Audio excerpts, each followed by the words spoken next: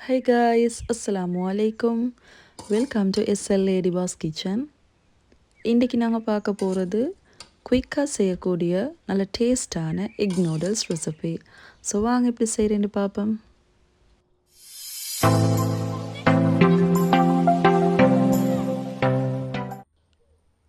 நான் இப்போ செய்ய போகிறது 2 to 3 பர்சன்ஸ்க்கு சர்வ் பண்ணுற அளவுக்கு தான்.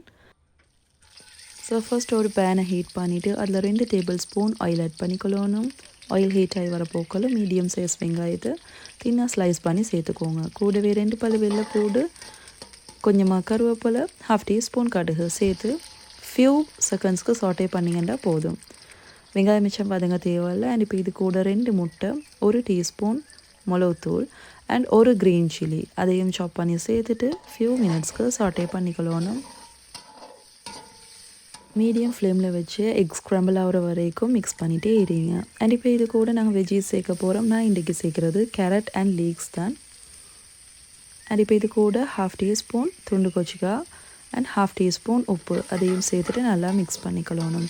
நான் இன்றைக்கி செய்கிறது தேவனிபாத அரிசிமா நூடுல்ஸ். ஸோ அதை நான் ஆல்ரெடி உப்பு, மஞ்சள், தண்ணி, ஆயில் சேர்த்து வேக வச்சு ட்ரெயின் பண்ணி 1/2 அன் ஹவருக்கு ஆற வச்சுக்கிறேன். ஸோ நாங்கள் நூடுல்ஸ் வேகிறதுக்கும் உப்பு சேர்த்திக்கிறதுனால இந்த மசாலாவில் உப்பு சேர்க்க போகல கொஞ்சம் குறைவாக தான் சேர்க்கணும்.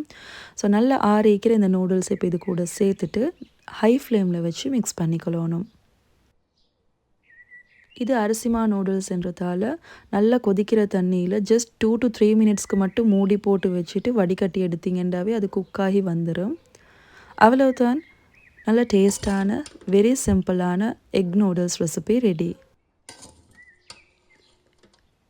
இந்த ரெசிபி உங்களுக்கு பிடிச்சிக்கும்னு நினைக்கிறேன். பிடிச்சிருந்தேன்னா மறக்காமல் லைக் பண்ணிவிட்டு உங்களோட ஃப்ரெண்ட்ஸ் அண்ட் ஃபேமிலி கூடயும் ஷேர் பண்ணிக்கோங்க. சப்ஸ்கிரைப் பண்ணாமல் வீடியோஸ் பார்க்குறவங்க மறக்காமல் இப்போவே சப்ஸ்கிரைப் பண்ணிவிட்டு பெல் ஐக்கனையும் ப்ரெஸ் பண்ணுங்கள். இன்ஷால்லா இதே மாதிரி இன்னும் ஒரு வீடியோவில் உங்களையே சந்திக்கிறேன். அது வரைக்கும் டேக் கேர், பாய் அண்ட் அஸ்ஸலாமு அலைக்கும்.